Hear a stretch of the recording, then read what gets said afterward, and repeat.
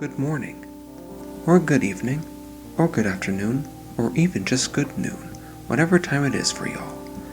I'm Spicy Lad, but you can also call me Sichuan, and this is my first video on Undertale and Deltarune.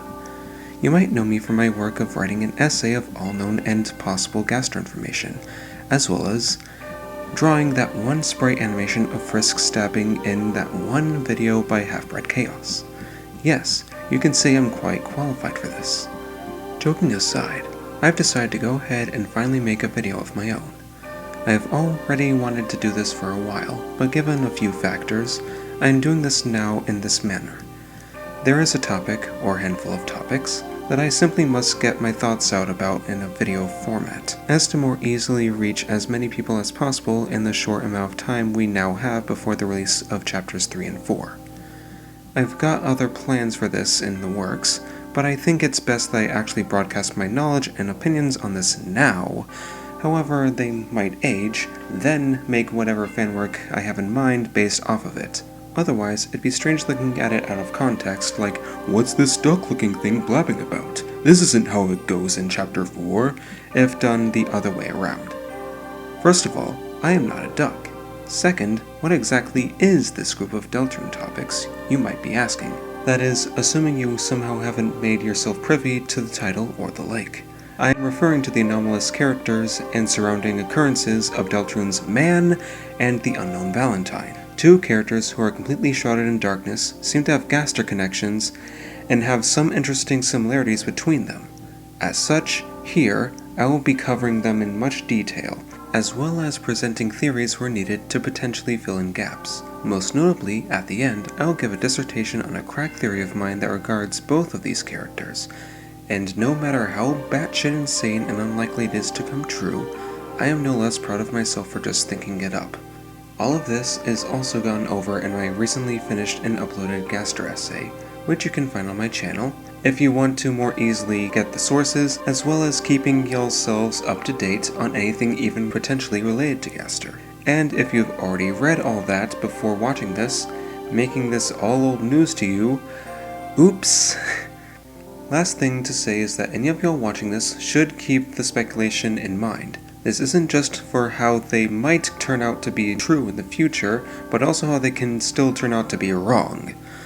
Like anyone else, especially when I also pull theories made by others, I am no prophet, and have been wrong about Undertale and Deltarune and other series I'm a big fan of. I will be wrong on at least some aspects of the predictions I will make to varying degrees. This is especially so with something like either the Man or Unknown, as there is just that little specific information of their beings, their motives, or even what their appearances or names are.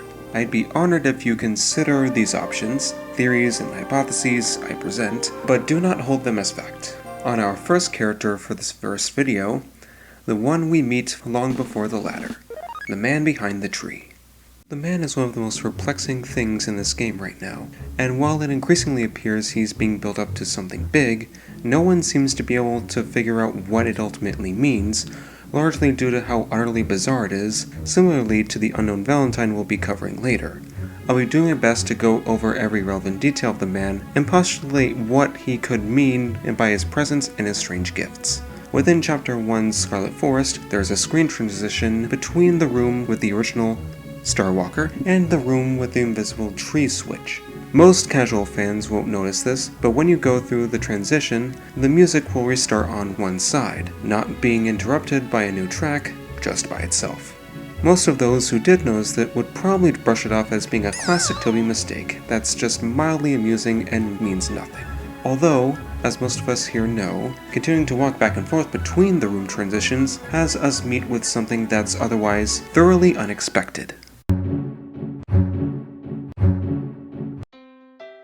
If a 1 in 50 chance is met, Chris, and only Chris, will instead be transported to a completely foreign room between rooms, with the room number and survey program jumping from 89 to 142. Although, take the numbers themselves with a grain of salt, Deltarune's room numbers are weird. It is also called Room Man in the files.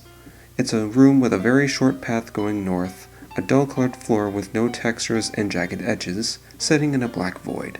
That last detail wouldn't be so unnerving, as most rooms in these or any similar game would sit in black voids of implied outside or irrelevant space. The problem here being that the floor collision extends well beyond the visible tiles, bleeding into the void that would otherwise be non-diegetic. In essence, this room's access is much akin to a wrong warp in a video game, getting the player and Chris into what looks like an unfinished, unused room, but is 100% intentional and accessible in the regular vanilla game. Instead of the song Scarlet Forest playing, it's a new song, simply titled Man.ogg in the files, which does not appear in the game's official OST. The song itself is a rendition of Toby's fan-made Yume Nikki song, Waltz of Sekam Masada. Notably here is that Sekam Masada could be a partial inspiration for Gaster and or Mystery Man, what with his monochrome humanoid design, black suit, giant organ, and scientific background. In the center of the room there is a local scarlet block tree. Examining the tree prompts the narration of "He is behind the tree." If you go behind said tree, he will be there, but hidden by the tree's leaves, specifically just barely north of the point where the player cannot see the man, though Chris can definitely see him just fine. Interacting with the man will have the narration continue with, "Well, there is a man here. He offered you something," followed by an odd yes-no prompt. If you select no, the narrator says, "Then he needn't be there," which will leave you with nothing. If you select yes, you will instead receive a new key item being the egg with a capital E.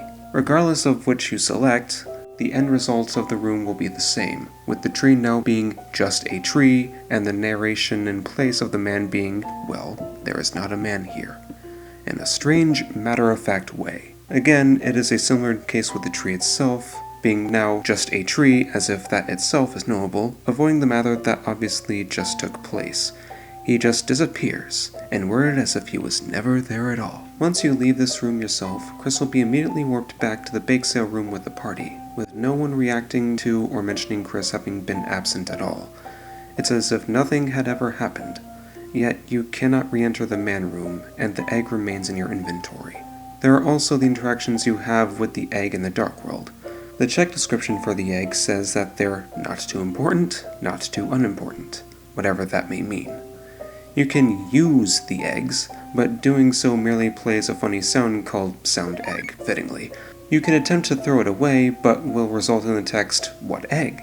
which may be a Homestuck reference, disappearing as if it were never there, just like the man who gifted it to you, as well as his room. This is all that can be done with the eggs in the current Dark Worlds besides bringing them into the Light World, with strangely exactly the same properties and the like. The egg has the same name, description, inventory function, and toss anomaly in the Light World as it does in the Dark World, in both chapters 1 and 2.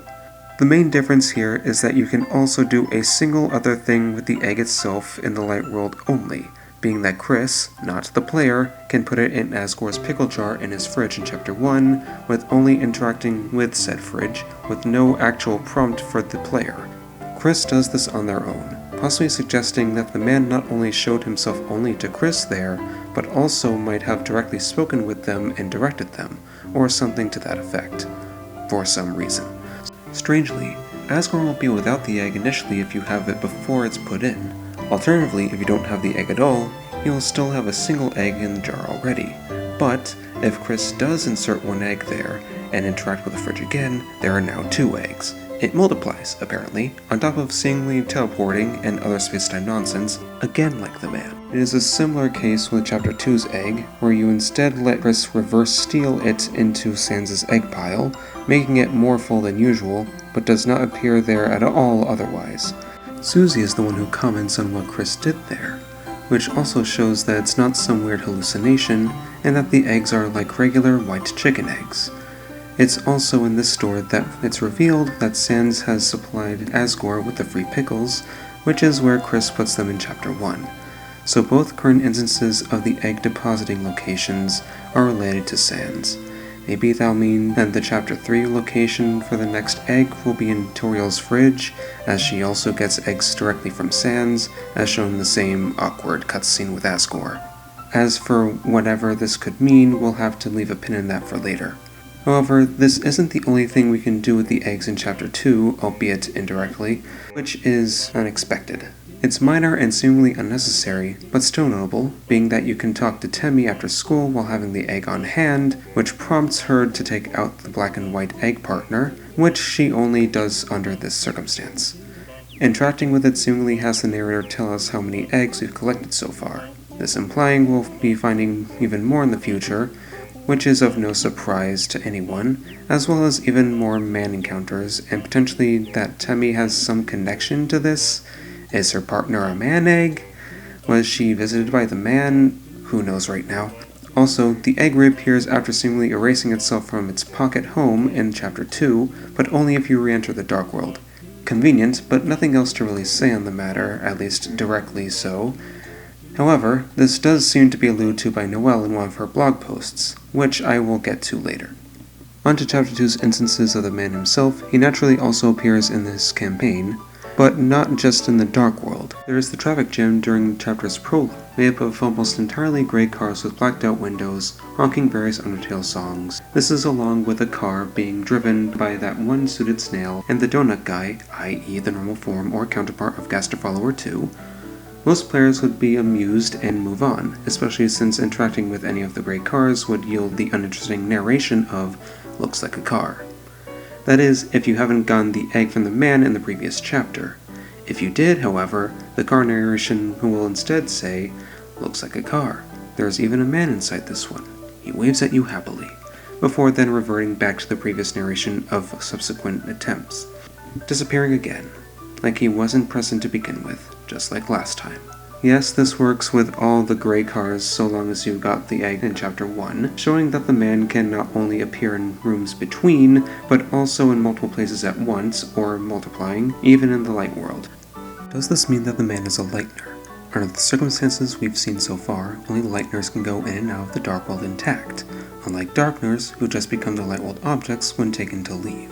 Well, honestly I'm not too sure, especially since the man seems to be able to hop between both worlds at will too, with seemingly no need to enter or exit a fountain. There is the lab closet description of it looking like a large person can fit in it, but that can also mean a lot of things. For all we know, the man being a darkener in the light world might be either a weird exception to this rule, or a way around this rule that is yet to be properly explained to us. Anyone who subscribes to the theory that Sans is a darkener can probably feel this. For the time being, let's just assume that the man is a lightener of some kind, even if not necessarily the case. As for the more expected appearance in Chapter 2, the man room can once again be found in Cypress City, where Spamton's first dumpster is. The one where he gives you the thorn ring and the weird root, and where the moss resides. The room's found name in this chapter is Room Darkworld City Man, still fitting, but now with a slightly more formal name, likely for ease of development and organization, with its room number, again grain of salt, being more reasonably 150. For its contents, the background music is still man, but the layout of the space is very different. Still somewhat familiar flooring and for the locale floating in a black void, but now the north-facing corridor has a long street going far west, ending abruptly in more void. It's essentially just the room where Toby jump scares and kills you with a fake Undertale game over screen, but mirrored. I don't find it necessary to explain why Toby's canine avatar would have meta-significance, or potential ties to Gaster-adjacent entities, or happenings like the man. It's yet another double/false fake-out, and a very meta one at that. Although, this time, there is actually something by the end of the street, off in the distance. Something else in the black nothingness. It's the same block tree from Scarlet Forest again, somehow, planted on nothing. From what we know of how Dark Worlds work right now, the tree should have turned to stone by now, let alone its Lightworld object, the connecting red blocks, not being present in the computer lab. How did it get here? Regardless, seeing as the tree is out in the void, you find that you can walk to it just the same. Not unlike the mismatched collision of the Chapter 1 main room extending away from the floor, but now you have to tread it. You must go out of bounds to talk to the man. You cannot interact with the tree this time around for some reason, so the man is your only option, and his accompanying narration is a bit different from last time. Now it's, well, there is a man here. He might be happy to see you. What do you think? Strangely omitting the parentheses this time, not sure if that means anything. Nonetheless, and then the usual yes-no prompt from Chapter 2's man egg appears. Yet, there's something odd about examining the spot where the man was this time around, as its narration states, well, there was not a man here. Was not? We definitely interact with the man, so that brother shows off the time side of his powers, it appears. Ain't that lovely? Chris may still appear to be alone with the player and the man once again in this room, and while it's true that their party doesn't accompany them in here, Lancer remains in your inventory. He's not even asleep during this, so much like how he says he's experienced things like the roller coaster with everyone, he should be witnessing all of this too. But this has to be an oversight, right? No way Lancer should be here with Chris to see the man in his room, right? I certainly thought so, until Half-Bred Chaos made me aware of a line of optional dialogue. Lancer does have a line in Castletown that suggests otherwise, where the prince-turned-king says, "Won't make it through your teen years without at least one egg." Notice how he specifically capitalizes the E in egg here, like that of a proper noun, i.e. the man's eggs. Yes, the phrase itself is an Earthbound reference, but Toby's used references in a lot of serious and lore contexts, so that doesn't dampen the significance at all, much less than that the original quote doesn't have egg as a proper noun. With that, Lancer knew about the man, or at least the eggs he provides, so in that case, it makes sense why he wouldn't disappear from the man room or bat an eye at entering said room. But with this, why and how does Lancer know about the eggs? I have no clue. It's just another thing we'll have to wait for, I guess, as there is absolutely nothing to suggest why this may be right now. And rather interestingly, the man room of Chapter 2 is completely inaccessible when doing the weird route. The alleyway and such aren't blocked off or anything, since you're required to buy the Thorn Ring from Spamton here to continue that route anyway. It's just that the trigger for the man room entry is disabled. It might be that the man, who or whatever he is, doesn't like what we're doing with Chris and Noelle, albeit for reasons currently unbeknownst to us, similar to the Gunners of Undertale in that way, which may or may not pertain to this. Lastly, about the general events, leaving the man room sets you just outside the dumpster room. In other words, no huge room displacements like Chapter 1. Whether the Chapter 1 displacement was intentional or what it otherwise mean is unknown. This in itself is something very peculiar, not just with Spamton being present, but other things in relation to him. Most immediately, there's the graffiti drawn just to the right of the dumpster, presumably illustrated by the lovable yet deplorable salesman. It is of the man tree from Scarlet Forest, which would have no business being here, along with the written rumblings of the room between. There is a room between. So Spamton definitely knows of the man and shows the diegesis of him truly residing in rooms between rooms and some such, and perhaps the incompleteness or placeholder-like appearance of them as an extension. And to further show some sort of association with the two men, I think it's important to have a short tangent about the iconic Pepus and Miss Pepus. Even though their Czech description calls them invasive freshwater clams for some reason, the game code has their sprites named as Sprite Pepus Egg, and Spamton himself refers to them as eggs multiple times. This includes during the Spamton Neo boss fight, where he says, "Chris, think, what am I gonna do?" This is further backed up by Spamton in his Q&A, and Toby himself via a joke tweet he made about the blue egg nest emoji, as well as given more mystery on them and their origin. There's a piece of imperative information that's also in the Q&A about this, where he talks about the Pepus and others calling them eggs, even if the exact details are debatable. A white one? That's surely another man's treasure. In this case, Spamton is 100% acknowledging the eggs, and possibly the man himself, but clarifies that the Pepus are not the same as the eggs we are receiving. Given that it's Spamton and his bracket phrases sometimes being difficult to decipher, the exact meaning of this sentence could be a few different things. It could mean the individual he got his Pepus from is an entity related to the man, but not the man himself. It could mean that he did get the Pepus from the man, but the man's gift of the white eggs is for another person.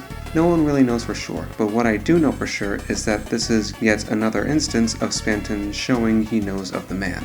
And what do these weird blue eggs of Spamton do?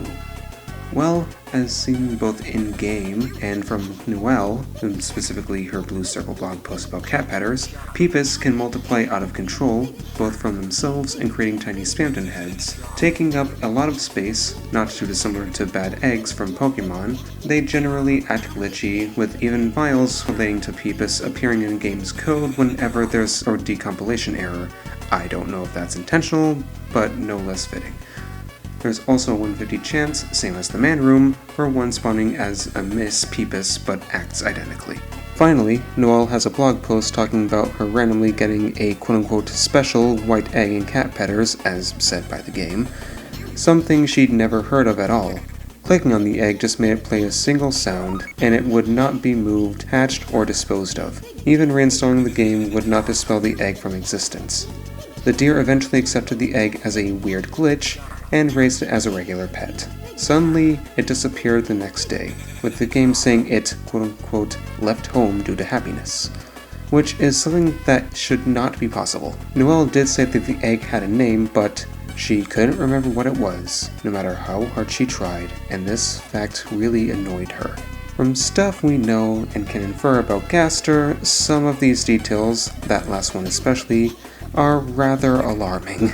Lastly, and related, there's a secret web page that leads to Noelle's blog post, but the only way to get to it is by typing in the URL manually. Very strange in its own right, but it's not too dissimilar from the desk page, that very URL being deltarune.com/man, taking you to a page featuring that same tree, floating in darkness as usual, out of bounds, with the header of Behind the Tree. Clicking there brings you to Noelle's egg post.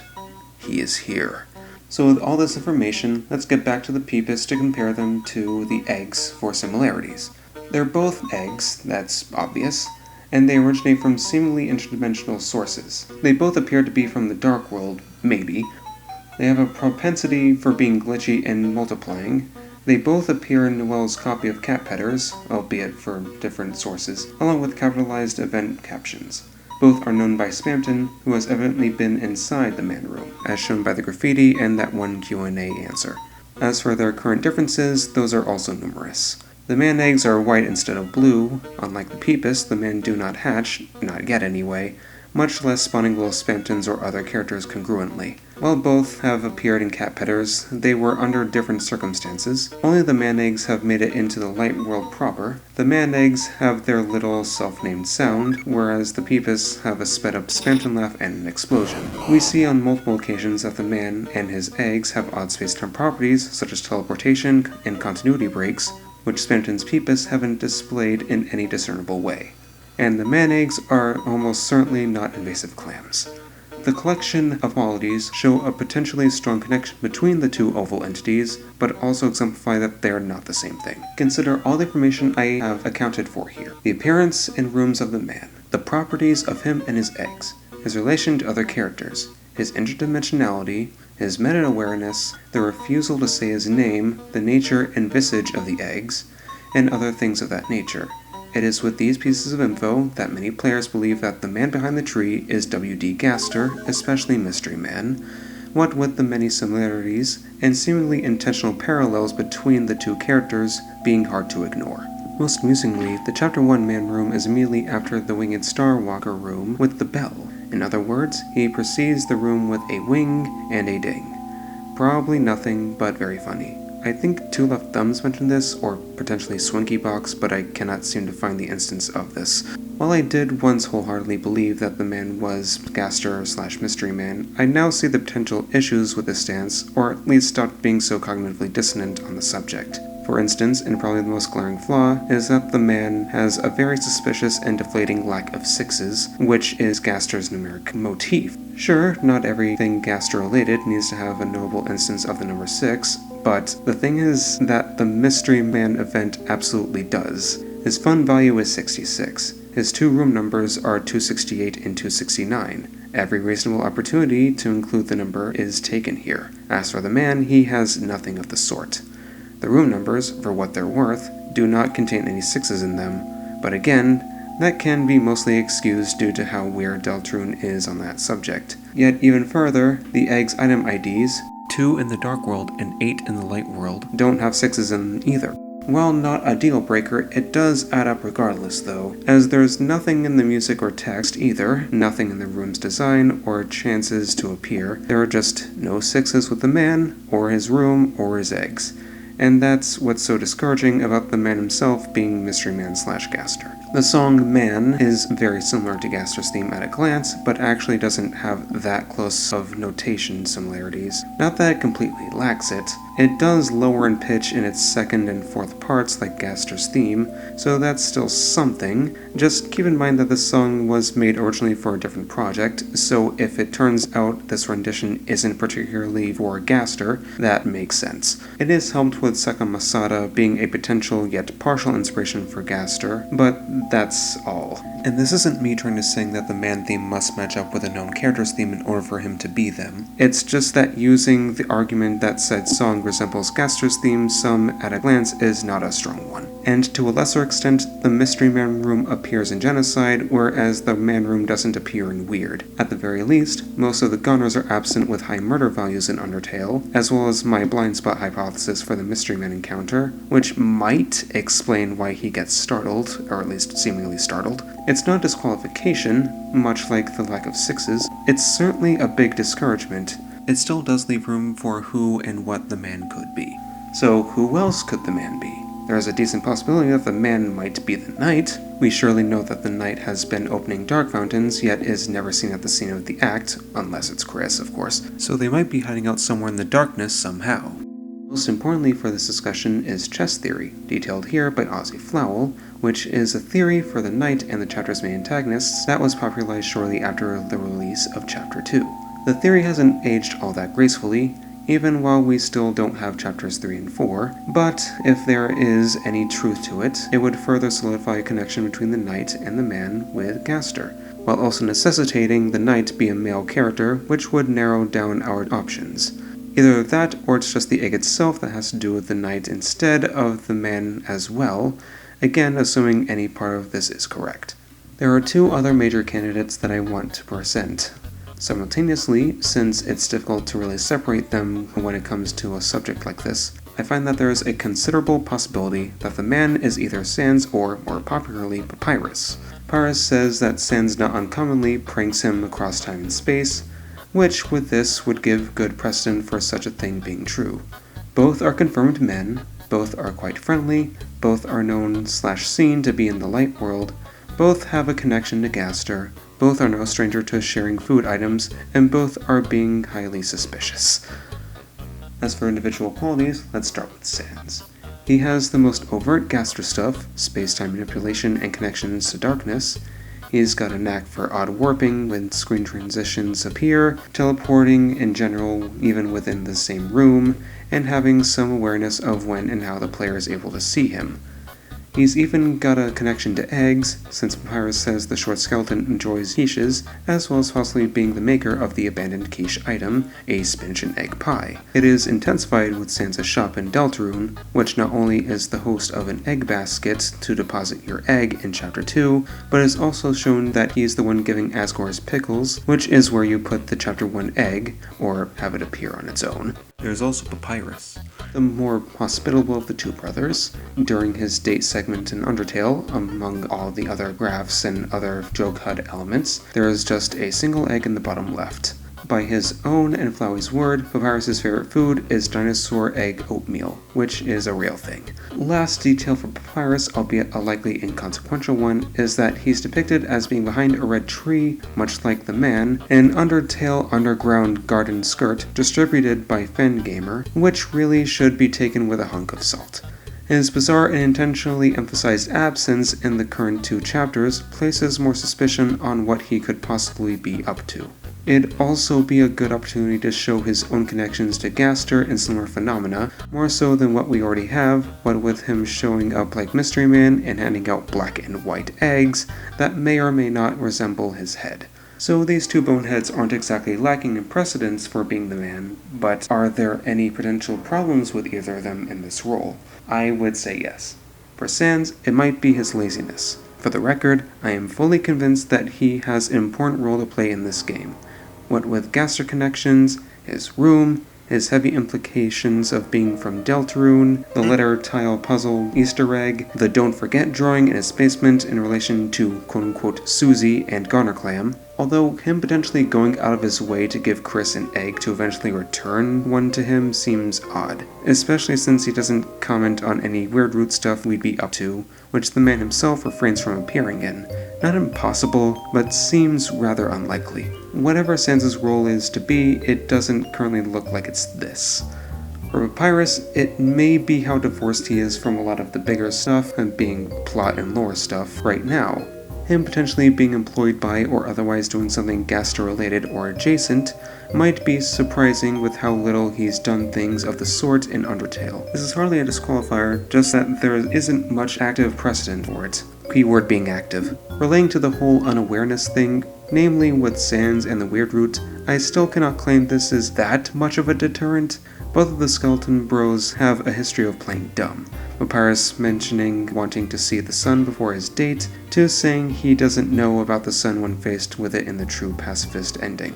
Sans alluding to endogyny in a very cheeky way, as well as avoiding the question of being friends with Alphys, despite very clearly being so.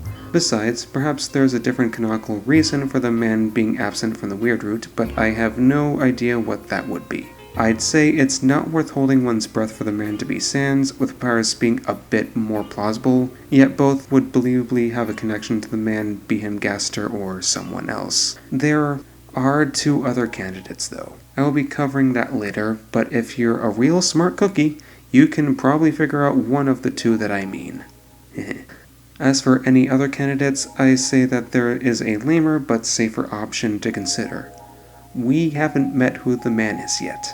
I find this to be mildly improbable, but entirely possible that the man is just a character that is yet to be introduced to us as of Chapter 2.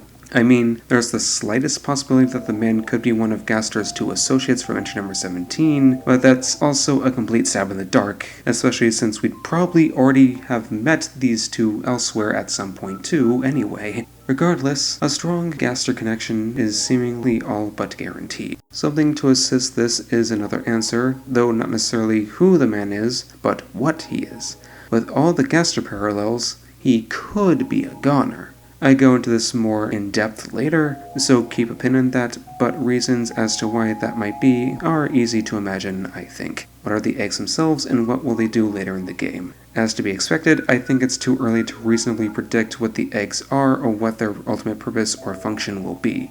Even so, I'll do my best to give my piece on the matter. We know definitively from the narrator that the eggs are of some kind of importance, even if probably not necessarily for standard game completion. It could be that the eggs are meant to be in Gaster's image, or Mystery Man, you know. And if Noel's account is reliable to presume from, they may also have had his name, not being made by Gaster necessarily, but are supposed to invoke his appearance and some of his properties. In short, while these probably don't originate from the old doctor, these may be Gaster eggs. That wordplay works better in text. This explanation may also help in understanding why there's a lack of sixes in regards to the eggs, as they weren't made by Gaster, nor being handed out by him. As for anything on why this might be, I refer back to the Gunner bit, as maybe the man is on track to being a Gaster follower, but any other details on that would have to wait for later. I don't have anything more in particular about what the eggs literally are. This take isn't my own idea that I've either come up with on my own or inspired by others. I'm relaying this almost wholesale from Half-Bred Chaos, because what they suggest about the egg is super interesting to me. Specifically, they say that Undertale and Deltarune eggs in general are conveyed as being, for whatever reason, representative of responsibility. Instances like Sans' quiches, broken eggs, Temmy's hard-boiled eggs, Sans' shop eggs being too much responsibility, Noel caring for the egg and the Pepus in cat petters, Simton being a man of the Pepus, Chris relinquishing ownership of the eggs on their own, and so on. The man eggs may be a continuation or logical extreme of this theme, but I cannot really imagine much else for this. As usual, let's wait for the next two chapters at least. These little white ovals are just very strange. Let's just be patient to see where else the man shows up. what the narrator says about him, where else to put the eggs, what they'll eventually do in their new locations, and other such related happenings. With how much Toby is hyping up these eggs and the man as of the sweepstakes, I expect only great things from them. The best thing we can do right now is to continue to speculate how we can. From that, we can now move on to the next mysterious unseen character I wish to talk about. In the next video, of course. See y'all in the next video, where I discuss the Unknown Valentine in depth.